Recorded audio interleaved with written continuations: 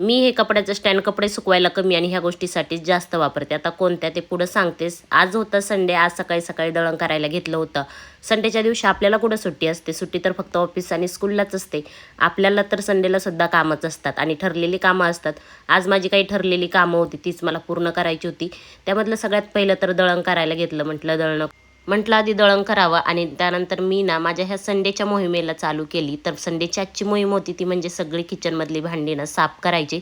सगळ्या बरण्या डबे स्टीलचे घासायला काढले, रॅक एकदम मोकळी झाली होती. इथं ह्या बरण्या ना मस्त अशा स्वच्छ घासून घेतल्या आणि नंतर सुकवायला आणल्या.